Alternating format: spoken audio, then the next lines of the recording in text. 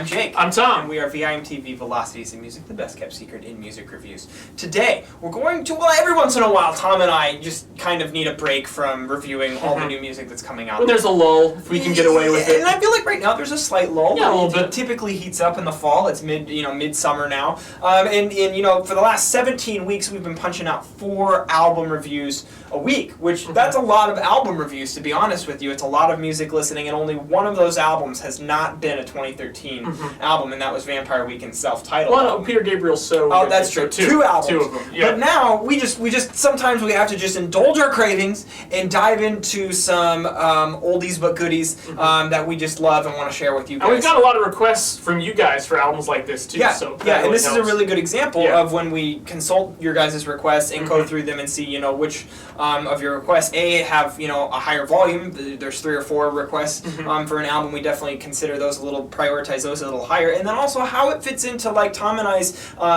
backlog of albums that we're familiar with and that we want to pass on to you guys and pass on our thoughts where we think we can add value. Today we're going to review Jane's Addiction's first full album. Yeah, like debut studio album. Nothing shocking. Now, Tom, you are a Jane's Addiction fan. Actually, I'm a Jane's Addiction fan too, but you're probably more familiar with them. Now, what about this band makes them so special? To me, it's all about timing and style. Yeah.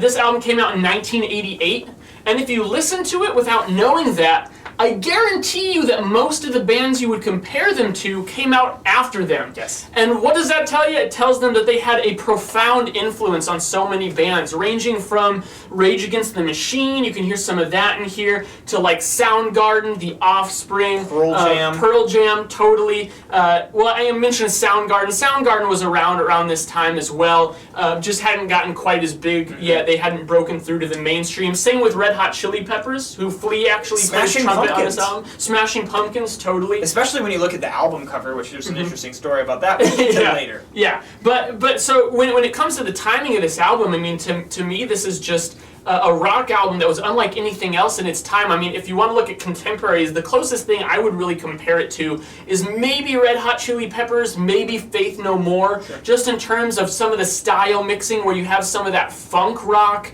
but you also just have this kind of metal edge to it, especially in the guitar. I can even see Primus comparisons here. Yeah, oh, definitely. That's a great point as well.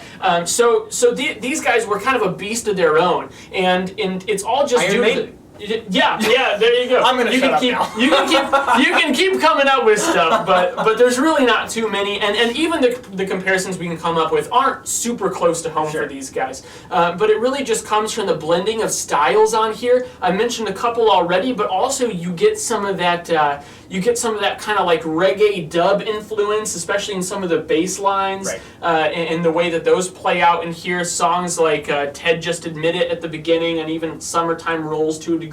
Get some psychedelic influences in there as well, and it's just something that I feel like they pull off with this energy and this authenticity that really hadn't been matched up to this point, I feel like. I completely agree. Now, the thing that stuck out the most to me just on initial first listen when we were diving into the reviewing of this album was just the high quality of the instrumentation, specifically in the guitar. Now, to be honest with you, Mountain Song, playing that on Guitar Hero, it was fantastic. It was like a song to play. Yeah. But these guys, I've always known, are great instrumentalists. So hearing the guitar, hearing the bass, hearing the drums, and even the vocals, I think are very strong throughout this album. And another thing that I really loved about it was the variety that they showed. I mean, as you were saying, Tom, they bounced around a lot and were able to give more focused blasts of rock and roll, and then also experiment a little bit too.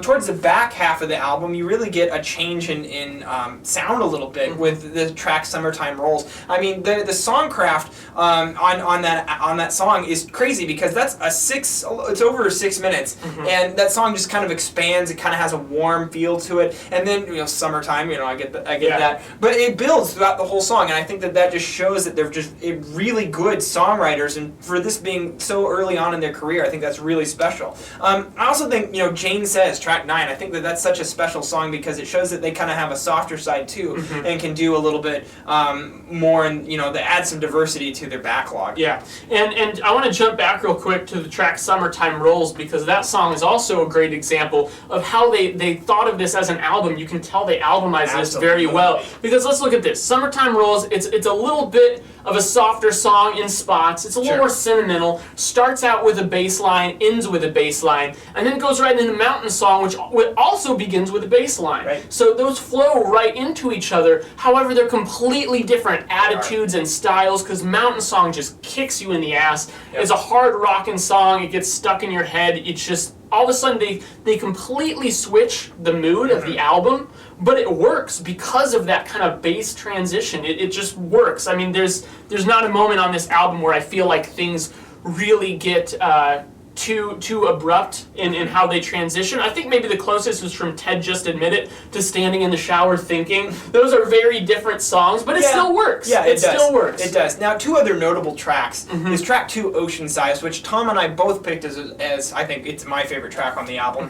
It's just a fantastic track. You've mentioned that you cannot get that song. No, I can listen to it on repeat. Oh, it's just, it's and I think the other most notable song is Ted Just Admit It, track 4, which is 7.5 minutes long. It starts off druggy, experimental, has that reggae vibe, but then it just kind of builds and changes throughout the entire song. You actually get a vocal sample in that song, which kind of adds a lot to the mood and atmosphere, but then as the song kind of kicks up in intensity, you take those ideas and then it's an artistic statement as it kind of unfolds in front of you. I think it's that this band just has a vision in their mind of what they wanted their music to be, and it was very personable to them, but at the same time, you can relate to it, which is the whole point of the grunge movement. And it kind of, as this album precluded grunge, I mean, it's so important that it served its purpose when it did, the timing that it came out. It just makes this such a special album. I loved getting the chance to review this thing. And this is one of those landmark albums in a way that, I know that Jane's Addiction is kind of reunited, I believe, once in the late 90s, and then also once just last year,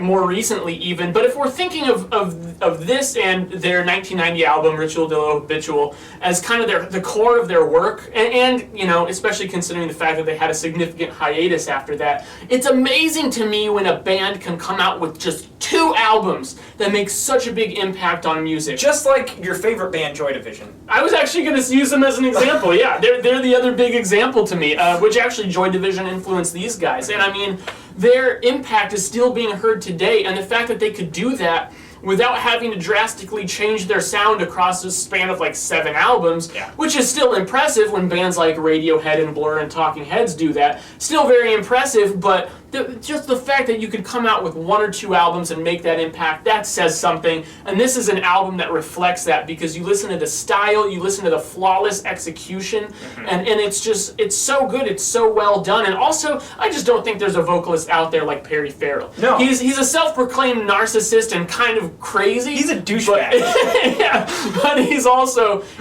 very talented. He's a vocalist that you can't help but get behind if you enjoy the kind of whinier, higher octave singing that he does. They almost didn't put this album out because he demanded 62.5% for writing the lyrics and then also a quarter of the music. Oh man, I just feel like that's so selfish. But then you take that even further, that idea even further, and designing the album artwork, which this album would not be retailers wouldn't put this on their shelves. You had to have a covering over it. The music video, their original music video, I'm sorry, I don't remember Mountain the song. Song. Was it Mountain Song? Yep. MTV wouldn't play it because it had nudity. I mean, and so when he went and designed the album cover, which is cool when the main guy behind it, designs the album cover, he hired a couple of Warner Brothers sculptors to come in and help him sculpt this thing, and it's a graphic image. But then he fired them and then had a cast made of his girlfriend at the time. I hope she got paid for it. Probably not, because this guy's a D-bag.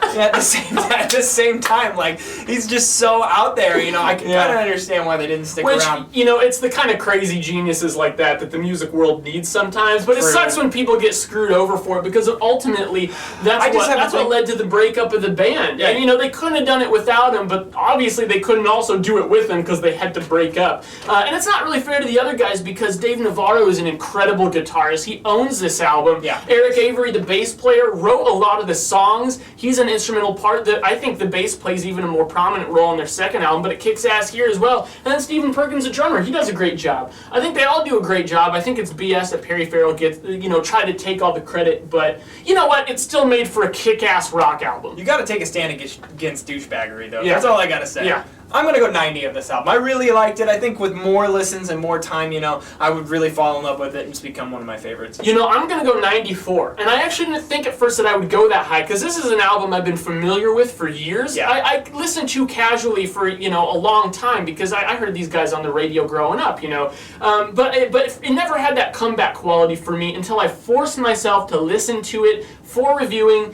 listen to it analytically, and then I just couldn't stop. Yeah, I mean, it opens up like a whole new door, a whole new way of thinking about music when you're truly trying to pick it apart and listening to all of its subcomponents and then reassembling those in your mind. Mm-hmm. From the abstract, that is what we do here at VIMTV. We're glad you guys are with us on that, and if you have thoughts about Jane's Addiction or what they did, your favorite album, we'd love to talk with you guys about Nothing Shocking or any other Jane's Addiction albums. Leave us a comment at www.velocitiesandmusic.com or youtube.com/velocitiesandmusic.